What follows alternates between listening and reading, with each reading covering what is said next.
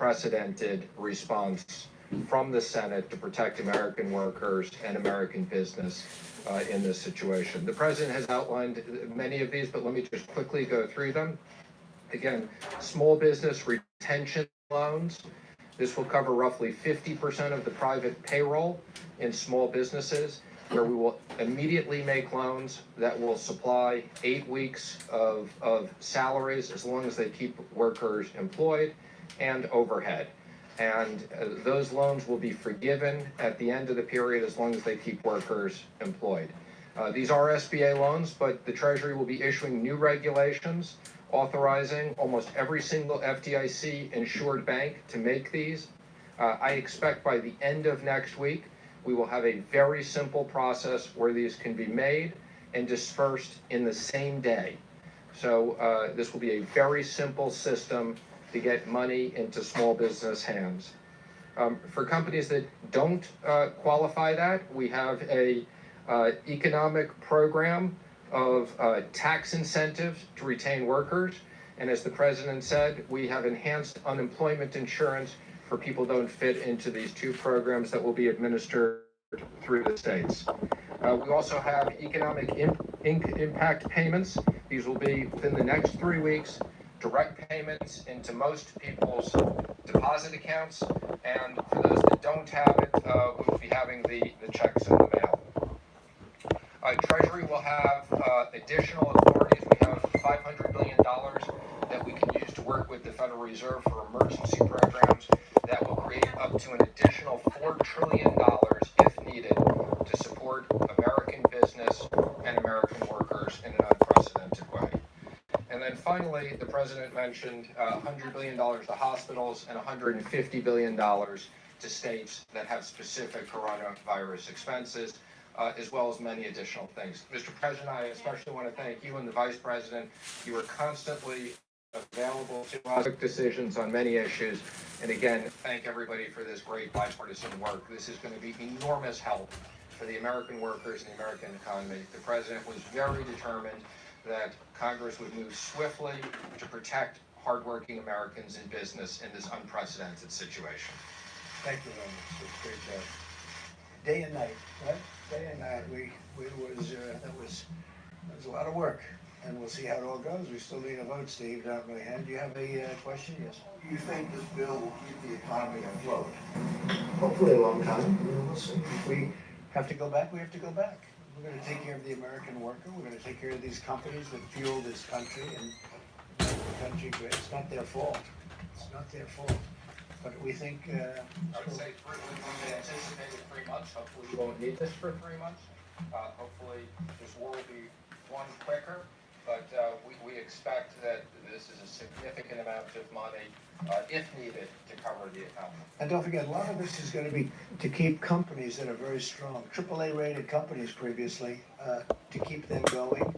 And it's going to be in the form of loans, so the money's going to come back. A lot of this money's coming back. Separately, let me ask you about something you said yesterday. You said we should never be reliant on a foreign country for the means of our own survival. Yeah. What did you mean Well, I've by been saying that? that for a long time. Well, we're reliant on many countries where we give up our supply chains, we give up our factories, we give up our production facilities, and we can buy it someplace else for a little bit lower price.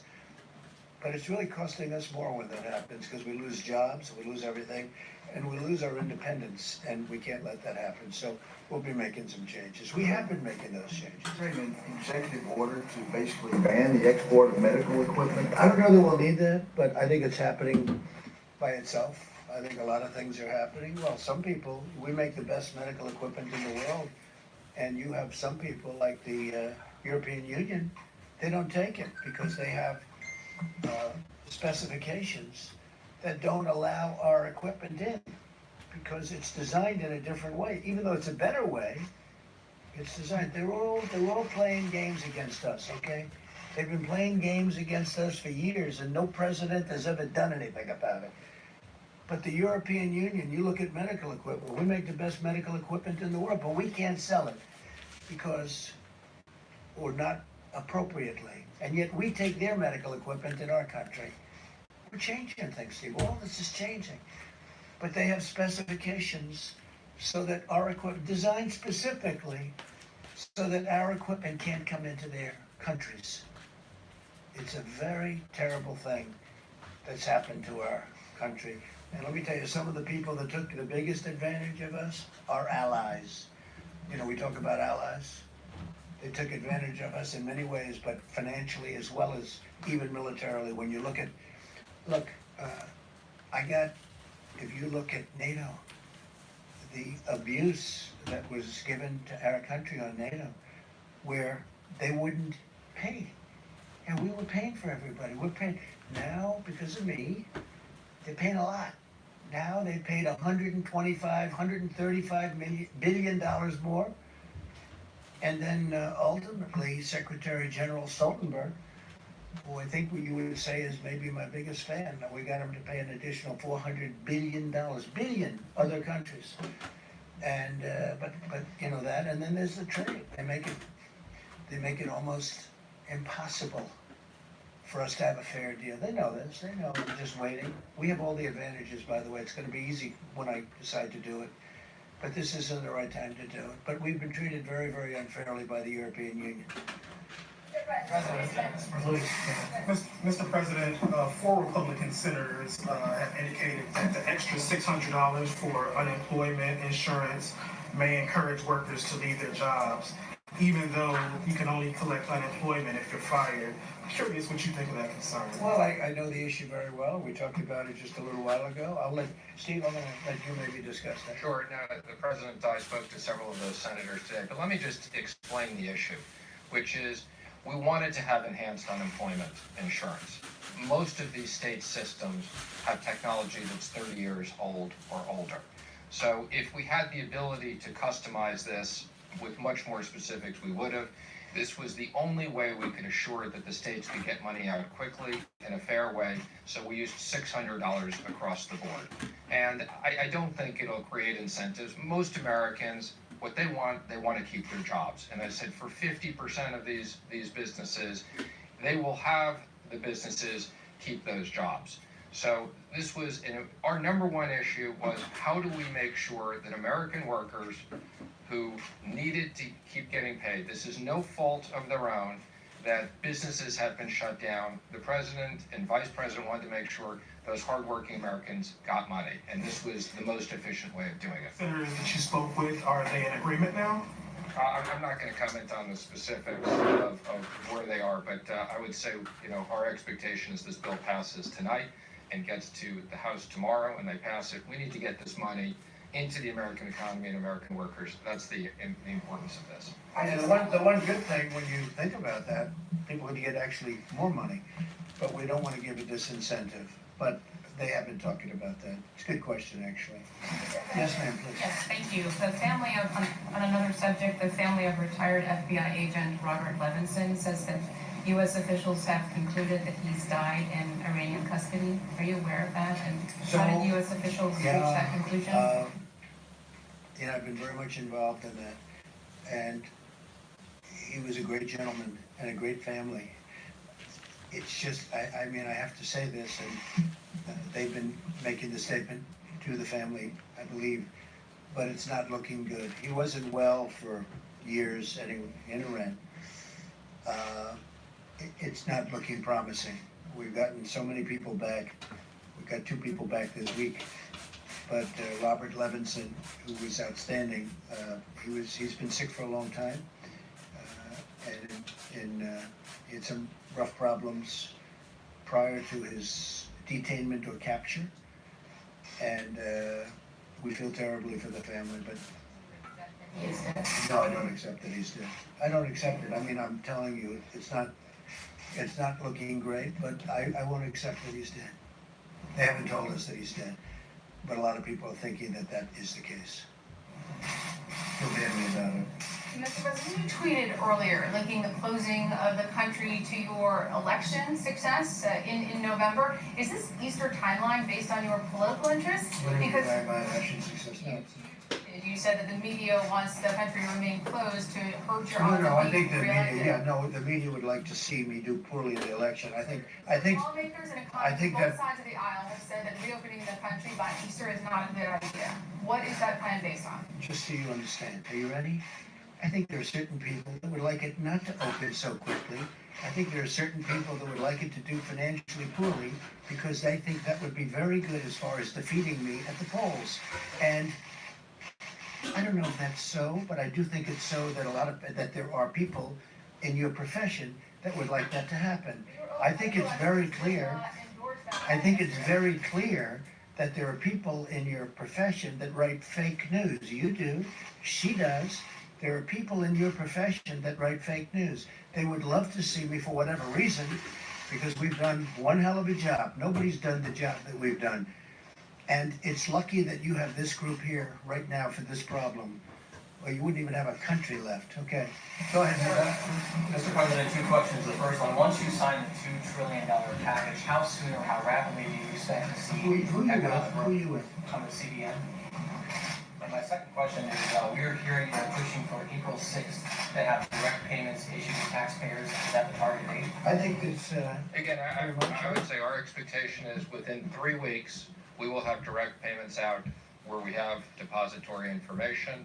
And we're looking to get a lot more information, and we have procedures to do that. So 3 weeks for that, and I would say the end of next week, we want all the banks to be able to originate loans same day. Thank you, Mr. President. I have two questions for you. One is that tomorrow you're going to be speaking with the G20 leaders, and I want to know if you're going to lead an effort to craft a worldwide ban on wild animal markets so as to prevent another pandemic, given that COVID-19 is a zoonotic that was transferred to humans in trade of exotic animals. yeah, I don't know that subject's going to come up. There is a lot of talk that that's how this all happened, came out of China. And they say that's how it happened in China. So it's something maybe will be talked about, but it's not the top of my list. Yes, I think we're going to have a very good conference tomorrow. Well, and also, Dr. Ashish Shah, who's the head of Harvard's Global Health Institute, says the key to getting this economy open as soon as possible is to test everyone who needs testing so we can quarantine all infected individuals and allow everyone else to go back to work immediately. Would you subscribe to that strategy? No, but we have tested more than anybody. I saw it. If not, how many deaths are acceptable? Yeah. How many? None. Okay. How many deaths are acceptable to me? None. Okay, none. If that's your question. Look, I saw his statement. We have tested by far more than anybody. We're testing more than anybody right now. There's nobody even close. And our tests are the best tests. They're the most accurate tests. But if you're saying we're going to test 350 million people, I watched his statement. I disagree with it. We can go to certain states. I could name them now, but I'm not going to do that. But we can go to certain states right now that have virtually no problem or a very small problem. We don't have to test the entire state in the Middle West or wherever they may be. We don't have to test the entire state. I think it's ridiculous. We don't have to do it. A lot of those states could go back right now, and they probably will, because at some point in the not too distant future, certain states are going to come off the rolls. Maybe New York can't, and maybe California can't. Maybe the state of Washington can't, although if you look at them, their biggest problem is in one nursing home. Yeah, go ahead. But the states aren't silent, and so, I mean, somebody, if you test one state, and then the person moves over to the other state, well then... You know, you're going to just look at that, but if you take a look at the states, and many states that I'm talking about, they don't have a problem. We have some big problems, but it's confined to certain areas, high-density areas. So why would we test the entire nation, 350 people? With that being said, I'm going to say it again. We tested far more than anybody else. We have the ability to test. I mean, we've come a long way from an obsolete, broken system that I inherited. We have now tested with the best test far more than anybody else. When I say anybody else, I'm talking about other countries. No country is even close. They came out with a statistic, I guess, yesterday that I heard from Dr. Birx, where it's for eight days here, more than 8 weeks in South Korea. And South Korea's done a good job. But we did in 8 days more than South Korea did in 8 weeks. That's a big number. And we're getting, I said before, exponentially better. Every day is going up substantially. We have an incredible apparatus built now. But no, I don't want to test 350 million people. I think it's ridiculous. Yes, please. Thank you so much, Mr. President. Two questions. One follow-up on the G20, because the UN asked the G20 countries to do for more resources for a coordinated stimulus package, bank on tariffs, wave on sanctions to try to prevent what they call an apocalyptic pandemic. Would you consider those measures? And With respect to what? on tariffs, and also related also to waive tariffs, and also We have strong sanctions. borders. Yeah. And would you consider to join this global effort? So before I came here, we weren't into borders. We had a country, people could come in. We had a whole different deal. Now we're up to almost 164 miles. Think of that. 164 miles of wall. Big, beautiful wall. And in those areas, it's very, very tough to come in. We've been very tough on the borders. I mean, where we have the wall built, nobody's getting through. Now they're going around, but that's a long trip. If they're going around, that's the way they get through. But no, I'm very strong on borders, and I don't want people coming in here. What I want is, if they're going to come in, they have to come in legally. They have to come in through merit. We're not having the people that you're talking about come into our country. All right. Just a follow-up on another Thanks, question. sir. Question for you and then for Dr. Fauci, if you'll let me. Both Republican and Democrat packages of the stimulus included $25 million worth of funding for the Kennedy Performance Arts Center here in Washington, D.C. Shouldn't that money be going to masks, Well, I respirators? tell you what, I approved that, and I knew it was 35 million, and we actually took off 10. But I'm a fan of that, although I haven't spent time there because I'm far too busy. I'd love to go there evenings, but I'm too busy doing things because that's more important for me than going there. But the Kennedy Center has suffered greatly because nobody can go there. It's essentially closed. And they do need some funding. And I said, look, that was a Democrat request. That was not my request. But you got to give them something. It's something that they wanted. You know, it works that way. The Democrats have treated us fairly. I really believe that we've had a very good back and forth. And I say that with respect to Chuck Schumer. I spoke to him a number of times. But, you know, they had requests also. So that was a request. There were 35, as you know, and it came down to 25. We got it down to 25. We agreed. I said, that's a lousy soundbite. That's not a good soundbite. But that's the way life works. With that being said, the Kennedy Center, they do a beautiful job, an incredible job. David Rubenstein does a fantastic job. He's very much involved, and he puts up a lot of money, and he does things that a lot of people wouldn't be able to do or do. But they've been essentially closed. They have tremendous deficits that are built up. I mean, this thing has been devastating to it. So I didn't have a big problem with it. But this was a request from the Democrats because of the fact that they have a facility that's essentially closed up. Another question, sir. In other words, you couldn't go there if you wanted to. If I wanted to go there tonight to look at Romeo and Juliet, I'd love to see Romeo and Juliet tonight, right? You know what would happen? They say, sorry, 250 people or 50 people, whatever it might be down to. Go ahead. And then earlier today, Senator Marco Rubio told RCP that, quote, the World Health Organization showed favoritism to China, unquote. And then Representative Michael McCall, the ranking member on the House Foreign Relations Committee, he questioned the integrity of the World Health Organization's director, saying, quote, that there were several red flags in his past with respect to his relationship with China. Do you agree? Do you think the World Health Organization showed favoritism? And then once all the dust settles, do you think that the United States should re-explore its relationship with the World Health Organization? Well, I think there is a lot of, certainly a lot of talk that has been very unfair. I think that a lot of people feel that it's been very unfair. It's been very much sided with China. And a lot of people are not happy about it. At the same time, Dr. Fauci and myself and other people, there are people on there that we like and we know. A lot of, I think your friends are on there, a lot of good people, a lot of good professionals. I don't know, it'd be interesting to hear if you'd like to talk about the World WHO. But the fact is that I have heard for years that that is very much biased toward China. So I don't know. Doctor, you want me to get you into this political mess? No, I don't want you to do that, but I will.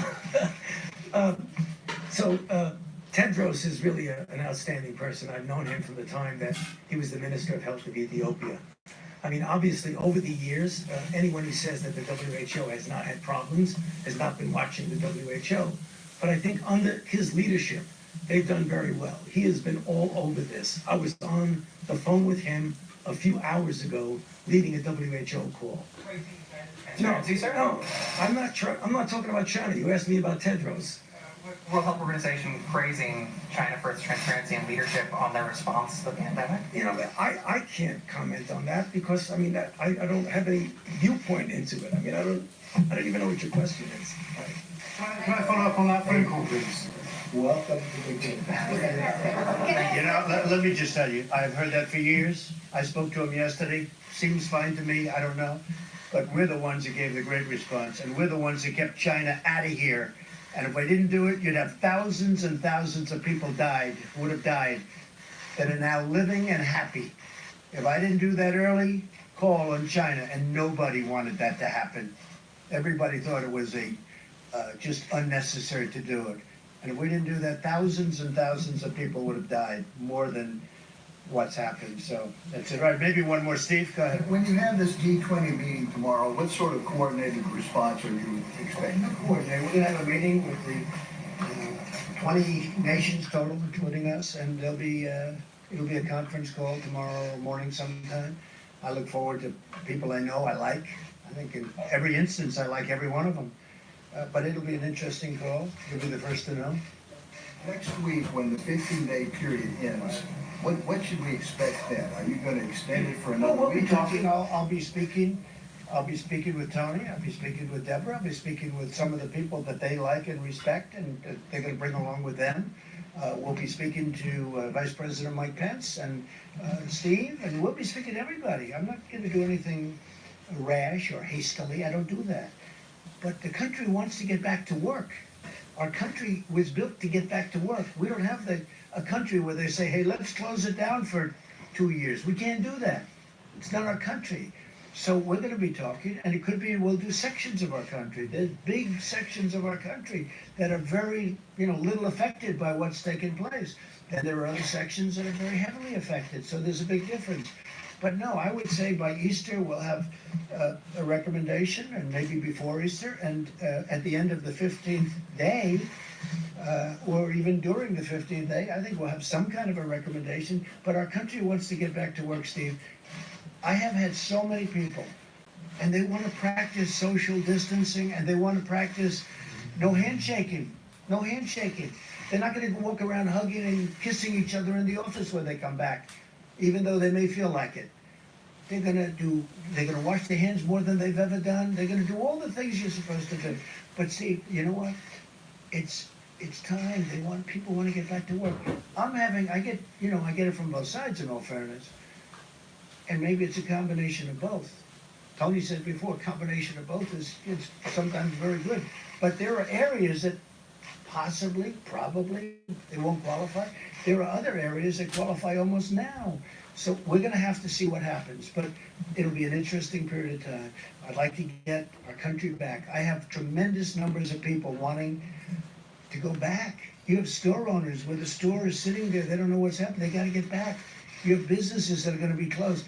The longer we stay out, the longer we do it, we want to go quickly. The longer we stay out, the harder it is to bring this incredible, we were having the most successful years that we've ever had in the history of our country. You saw what happened yesterday with the stocks, and today they're up. I'm telling you, if Steve gets the deal done, the incredible incentive is going to take care of people. It's going to take care of our workers. It's going to take care of companies that employ all these workers, small and big. By the way, I would say we spend more time on the small companies, Steve, than we did on the big companies. People ask about that.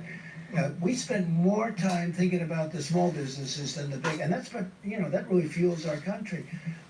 We want to get back, and the people want to get back. We want to get our country going again, and we'll be able to do that. So the Vice President's going to stay with you, and going to take a few more questions specifically, and I will see you tomorrow. Thank you very much. Mr. President, a question for you on the DPA.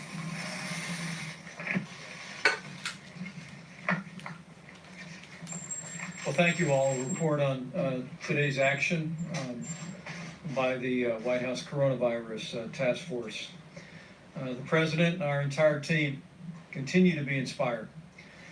By the way, people all across this country are putting into practice 15 days to slow the spread. We are 10 days into the 15 days. And let me say again to every American, if you're in an area that's been impacted by the coronavirus, it's absolutely essential that you listen to state and local authorities for guidance.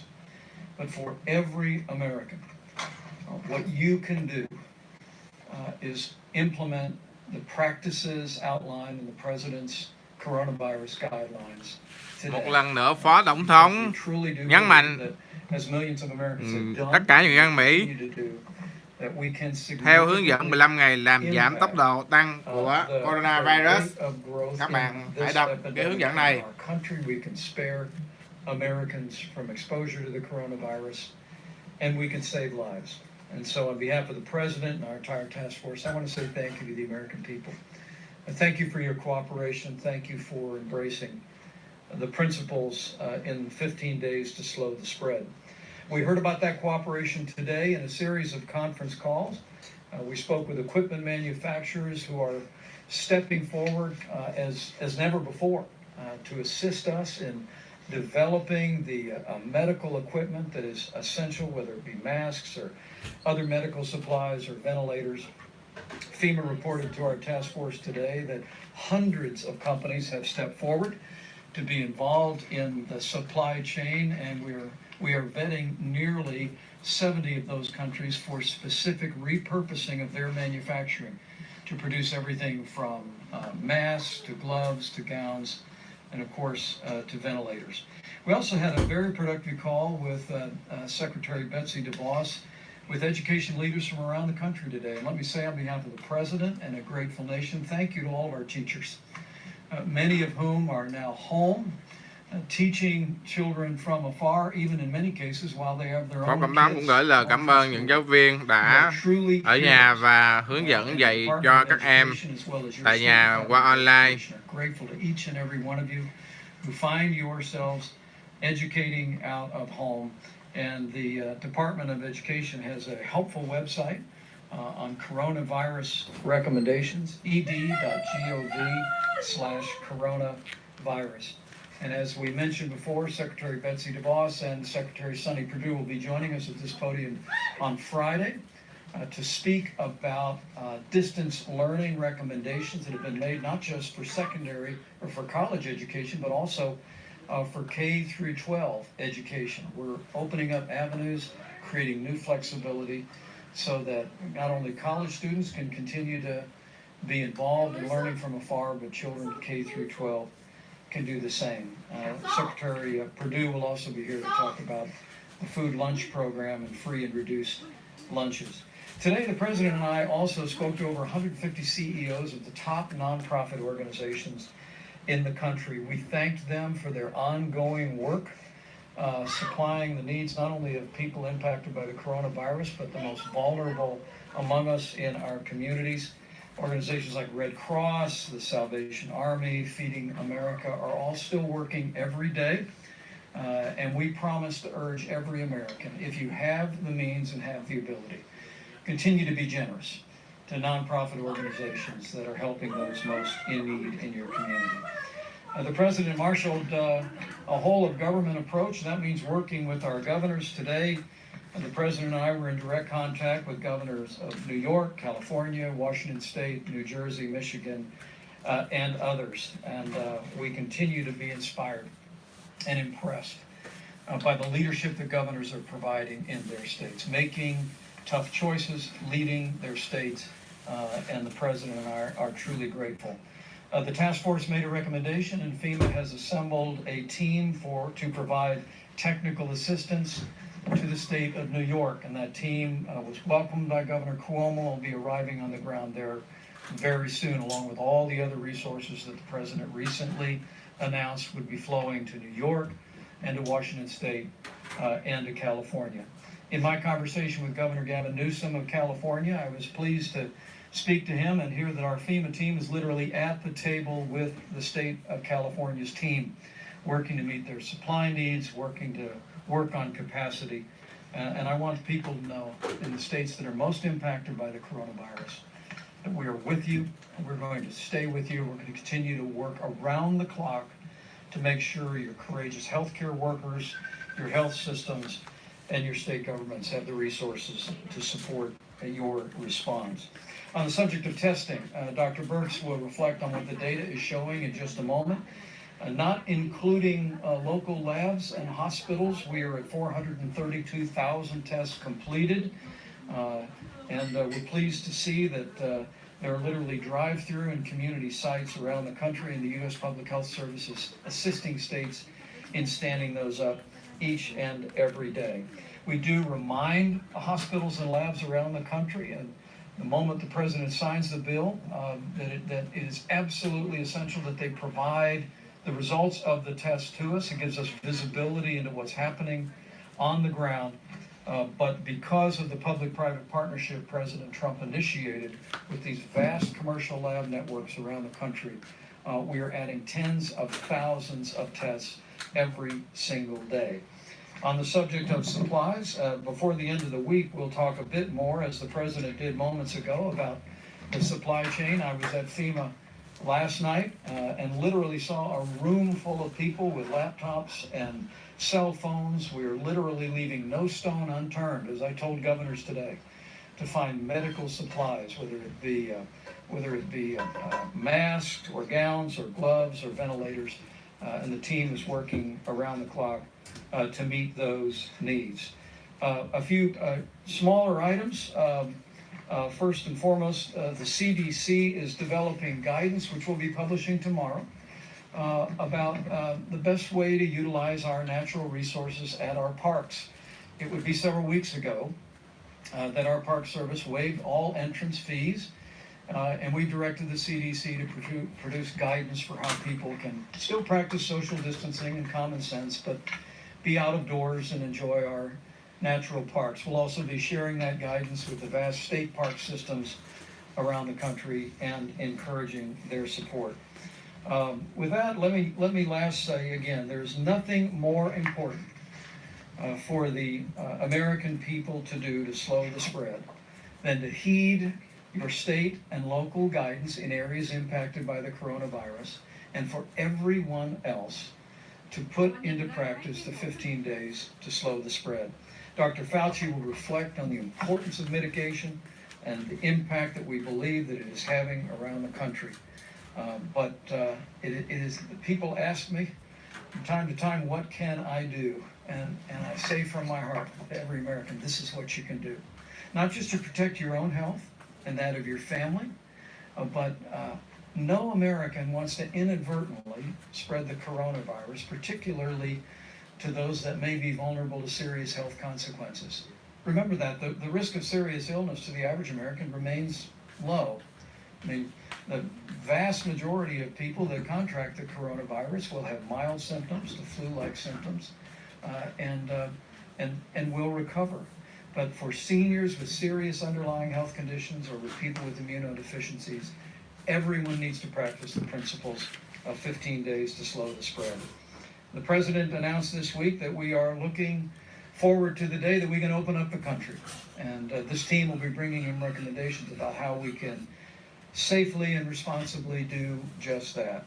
But for every American that wants to see America back in business, you can hasten the day by putting into practice the 15 days to slow the spread. Go to coronavirus.gov for details, and I truly do believe if all of us will do all that we can do, we will slow the spread, we will protect the most vulnerable, and we will heal our land. With that, let me recognize Dr. Tony Fauci to speak about, Dr. Birx, please, and then Dr. Fauci. Thanks, Doc. Thank you, Mr. Vice President, and thank you all for listening to us talk to the American people. We've been watching the testing results. It's very critical to us. It's very critical to be looking at that very carefully. Let me tell you two things that are going on in parallel. Our system to look at flu-like illnesses is still up and running in county after county and state after state. And why is that important? For those who've been following the flu epidemic this year, you'll remember we had flu A, then we had another peak of flu B, And those systems that are in every single state and local government is the platform where we can see whether there's any increase in flu-like illnesses. So if you have very few cases in your state and in your counties, maintain your flu surveillance system that you work closely with the CDC on, and look for changes in your slope of new flu-like illnesses. And there are enough test kits, and there's particularly enough of the CDC test kit where we started that runs on your flu surveillance platform to be constantly surveilling what those flu-like illnesses are in our states and counties that have very low number of cases. We have counties still with 0 to 1 cases, but they can participate in the surveillance that we need to have out there now by using their flu-like surveillance system, and we thank all of the states who have that up and running. If you go to cdc.gov and go to flu surveillance, you can see state by state, and you can be looking at those curves with us. It's what we're looking at day by day, in addition to the testing results that are coming in. For the testing results, still, there's 4 counties that constitute the majority of both the current cases and new cases. I think you know those are New York City, Westchester, New York, Suffolk, and Nassau County. Those are the 4 counties, all associated with New York and the New York metro area. There's a few counties in New Jersey, but this is still where 56% of the cases are and 56% of the new cases. It's very important that people look at the number of new cases per day. Remember, we told you it was going to take us a while to work through the testing backlog. I think we're close to working through the testing backlog so that you can interpret the number of cases per day, and you will see in New York City that the number of cases per day has been relatively constant over the last 3 days. Those are the number of new cases per day. This is a real call to every person in New York City and the New York metro area to continue every one of these 15 days to slow the spread, and to do that part of it at the same time that they're following the mayor's and governor's piece. Yesterday, we talked about people that may have left the metro area that were residents of the metro area that may have gone to secondary homes or other places to reside. And we've asked all of them to carefully monitor their temperatures and self-isolate from the communities where they went, just to ensure their own health and the health of their communities while people move around the country. Finally, why this is so important. It's very important to me personally because my grandmother, for 88 years, lived with the fact that she was the one at age 11 who brought home flu to her mother, named Leah, for which I am named, when her mother had just delivered. And her mother succumbed to the great 1918 flu. She never forgot that she was the child that was in school that innocently brought that flu home. This is why we keep saying to every American, you have a role to protect each and every person that you interact with. We have a role to protect one another. It's why we are social distancing and you are social distancing. But to every American out there, when you are protecting yourself, you're protecting others. And if you inadvertently, I know, brought this virus home to someone with a pre-existing condition, I can tell you my grandmother lived with that for 88 years. So this is what we're trying, this is the message that's important to everybody. This is not a theoretic, this is a reality. You can see the number of deaths that are occurring. We all have a role in preventing them. So thank you for the work that you do to get our message out to others, to really ensure that every American understands how important their role is as we move through these next 5 days, to not let up for an instant. I hear some reports that someone said, oh, well, the new cases in New York are increasing or the hospitalizations are increasing. The number of new cases over the last 3 days have been consistent, but not rising any more than a consistent day-over-day rise. You will see hospital cases continue to increase because they are a reflection of what happened 1 to 2 weeks ago before the full mitigation efforts were put into place. So each person in every place, no matter what county, what community, what state, can work with us to ensure that we prevent the spread of this virus to others. So thank you. Thank you, Mr. Vice President. I just want to spend a couple of minutes telling you a little bit about some information that I got on our weekly call that we have at least once a week with the WHO, which is led by Dr. Tedros and Mike Ryan, who's the point man there, to give us some information. And in that regard, I want to apologize for my curt response to you when you asked me about the China deal, because I shouldn't have done that. That's not my style. But what I really wanted to say is that my job is that I'm a scientist, I'm a physician, and I'm a public health person, and I don't like to get involved in that stuff. So anyway, getting back to the WHO. So we learned some really interesting information because obviously the other countries like China and others had been hit prior than we did. One of the things that was striking to me, and I just throw it out because it's something that we will face. We're not facing it now, but we will face. Our Chinese colleagues are very concerned because they went through the entire cycle of the curve to come down. They have very, very few cases. But what they're starting to see as they're relaxing the constraints on travel, that they're getting imported cases. And they wanted to warn us that when we get successful, make sure you very carefully examine how you're going to release the constraints on inputs. So I know we're going to be successful in putting this under control, but I think we're going to have to remember we don't want to import cases in. That's the first thing for today. The second thing that was important is that it was something that Dr. Birx mentioned.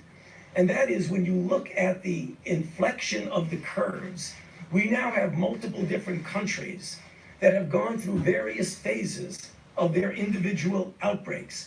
And you can learn something from them about where you are in your own outbreak. For example, when China went up, what happened is they just didn't turn around. They went from going to, I'll just take an arbitrary number, 500 new cases a day. The next day it was 1,000 cases, then 1,500, and then 2,000. But once the number of new cases each day starts to flatten out, that's when you get to that point where the inflection goes down. So what things we want to look for, the things that Dr. Birx had mentioned, that doesn't mean you declare victory when it does that, but you know you're at least on the way to where you want to go. And I think that's really very important. The third and final thing that I think gets back to the question that many of you in the audience have asked of us is about, would this possibly become a seasonal cyclic thing? And I've always indicated to you that I think it very well might. And the reason I say that is that what we're starting to see now in the Southern Hemisphere, in Southern Africa, and in the Southern Hemisphere countries, is that we're having cases that are appearing as they go into their winter season. And if, in fact, they have a substantial outbreak, it will be inevitable that we need to be prepared that we'll get a cycle around the second time. What does that mean for us and what we're doing? It totally emphasizes the need to do what we're doing in developing a vaccine, testing it quickly, and trying to get it ready so that we'll have a vaccine available for that next cycle. In addition, to do the randomized controlled trials of drugs so that we will have a menu of drugs that we have shown to be effective and shown to be safe. Because I know we'll be successful in putting this down now, but we really need to be prepared for another cycle. And what we're doing, I believe, will prepare us well. Thank you. Thanks, Doc. We'll take a few questions, please. Mr. Vice President, on ventilators, some really important reporting from the Center for Public Integrity today. They suggested that there's only 16,000 in the national stockpile. Can you just give us some clarity? How many ventilators do you have in the national stockpile? Who else is making them, and how long will it take for them to make the critical mass? Because based on the Center for Public Integrity, it appears there aren't enough if people are going to